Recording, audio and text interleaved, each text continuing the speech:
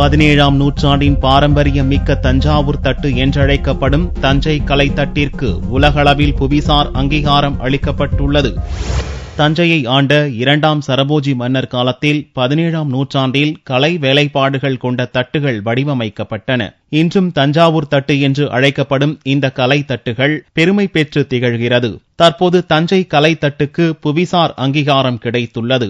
இதன் மூலம் தஞ்சை கலை தட்டு உலகளவில் பிரபலமாவதுடன் இவர்களின் வாழ்க்கை தரம் உயர வாய்ப்புள்ளது. புவிசார் குறியீடு சான்றிதழ்களில் அங்கீகரிக்கப்பட்ட சான்றிதழ் வாங்கியவர்கள் மட்டும்தான் பயன்படுத்த முடியும் என்று சட்டத்தில் உள்ளது.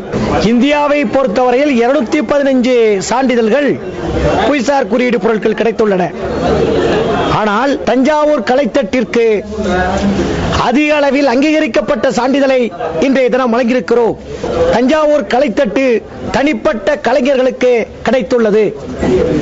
இவர்கள் மட்டும்தான் தஞ்சாவூர் கலைத்தட்டு என்ற பெயரை பயன்படுத்த முடியும். இதனால் ஏற்றுமதி பெருகும், வருமானம் உயரும்.